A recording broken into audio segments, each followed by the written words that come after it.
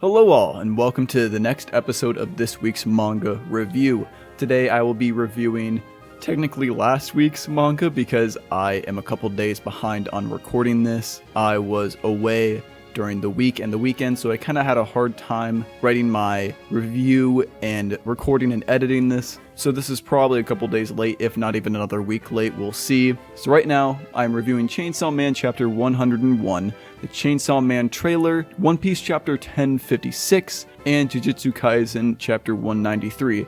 Now, if this gets delayed even more, and this is combined with next week's, then expect more. So Chainsaw Man Chapter 101 was another great chapter for Chainsaw Man Part 2. We got the official name drop of the War Devil being Yoru. We did get information about Yoshida skipping class, so maybe he was doing something else. Maybe he was talking to Denji.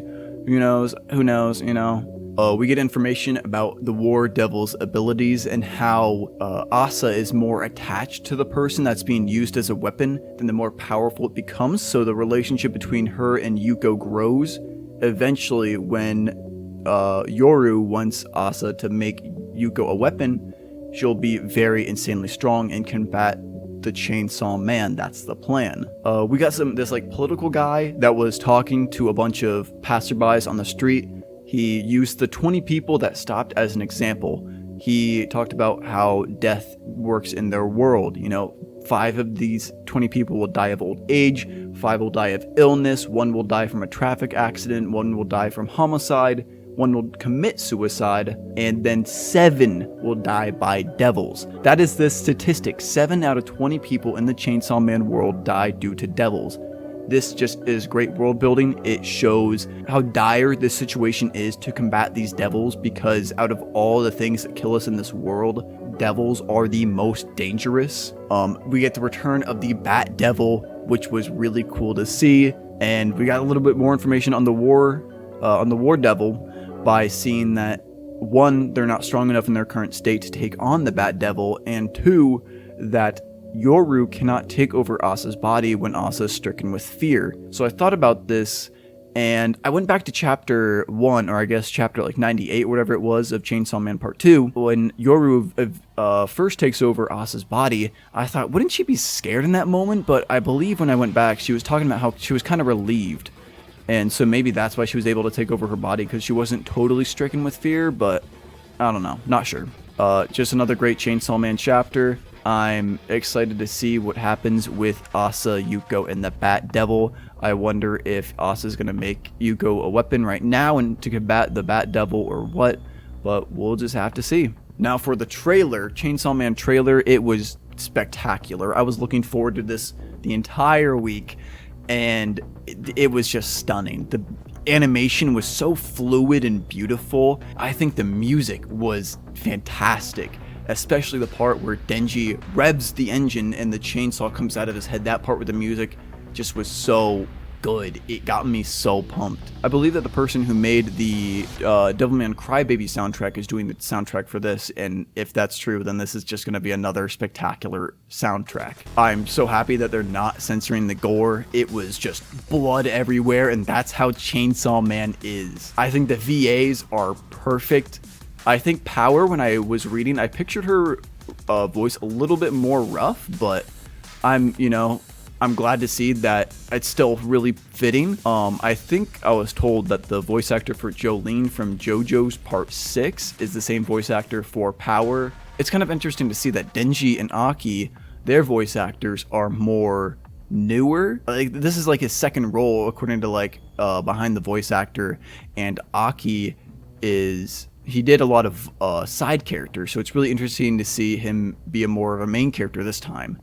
So I'm excited to see it. I'm really just pumped for this anime that's going to come out in October. Maybe I'll react to it even, become a stereotypical react channel. One Piece Chapter 1056 is yet another great One Piece chapter. We get a lot of great information. Carrot is going to become the ruler of the Minks on Zou. She is not becoming a Straw Hat. Celebration, everyone. Get the confetti, get the pirates, get the balloons, get the cake. Thank God. I did not want Carrot to be a Straw Hat, and I'm sorry for the people that did, but fuck you, we're getting Yamato instead. As I should be, as I like it. Sukiyaki reveals he's Odin's father, and he's to the to Momo and her sister and to the samurai. Straw Hats talk about how Pluton is here, and Luffy's like, I don't fucking want it. Let's just get the fuck out of here. Caribou is still here. Forgot about that. I completely forgot about him. So I'm assuming he's gonna sneak onto the Straw Hat ship with them. Not sure what his end goal is gonna be. You know, maybe he's the next Straw Hat with Yamato, you know? Momo is looking to train under Zoro, but they've already left. Kid, Law, and Luffy are all picking directions to go because they all want to separate. You know, they're done working together. The alliance is over. It's every man for himself now. And it's very comedical that Law is going instantly pick northeast, and Luffy and Kid both picked middle without even reasonably thinking about it. But eventually they pull straws, and Kid goes east, and Luffy is going southeast. So, wonder if this is going to be Elbaf. I know people were looking at maps, and it looked like Kid was going to go to Elbaf, but I'm not sure if those maps are, like, accurate. So, it'll be interesting to see. I'm really hoping that Elbaf is the next island. The biggest reveal of the chapter being Buggy, the menace. Oh my, an actual threat now. Buggy is a goat. Oh my god, for having formed Cross Guild. It's like the Marines, but for the pirates, I guess. So we're putting bounties on Marine heads, and it's, I guess, because they're going off like a star system, maybe instead of being awarded berries, they're awarded ranks in Buggy's crew. So maybe that's why Crocodile and Mihawk like are shot up instantly.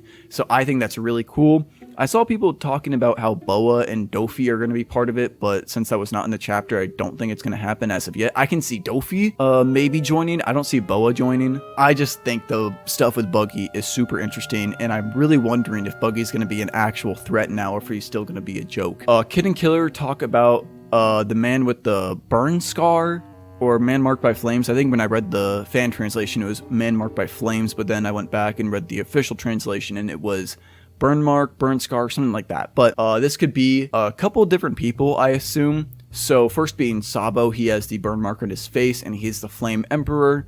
I think it's more realistically going to be Aokiji. He has the burn mark from Akainu with his fight. His role in the One Piece world is still kind of unknown. We're not really sure what his goal for the end game is, so maybe he knows a lot more about the One Piece than he's leading on, and that's why Kid wants to go meet him. We also have Erogi, who is one of the worst generation. He has like a flame tattoo or something mark on his arm. He hasn't been really in the story all that much, so maybe this is reintroducing him into the story, or it could be a survivor from Robin's homeland that was burned down during the Buster Call. It seemed like Law knew who this person was, and if I had to guess, I'm gonna say it's Aokiji, but it could always be one of these other people. Yamato is joining the crew finally, thank god. It seems like next chapter is gonna be the last chapter of Wano, and we'll officially move on to the next island. If I had to guess, it will probably have a little bit more wrap up in Wano this next chapter, and probably end with them sailing off. Alright, now we have Jujutsu Kaisen chapter 193. This continues the fight, and once again, it's kind of just like, it's another continuing the fight chapter, so not a lot to really talk about.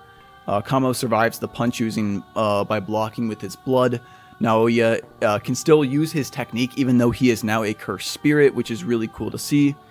This also kind of explains Rika's memory situation, where even though she's technically a cursed spirit now, but she can still retain the memory of Rika, and that's why Naoya still has like that ego to go after Maki. Eventually Naoya runs away to build up speed, and he blitzes Maki and Kamo at like what, Mach 3 speed. Like, Jesus Christ, oh my god. So Maki, unknown what happened to Kamo, I assume he got blasted away in the sheer speed of it, but Maki is down on the ground. She's coughing up some blood, and it seems like a really unfortunate situation. It doesn't really seem like they're gonna win, so I'm wondering if someone else is gonna come and help fight, or if Maki's just gonna have some big burst of energy and just be able to, when I mean energy, I mean like cursed energy, I meant just like energy in general.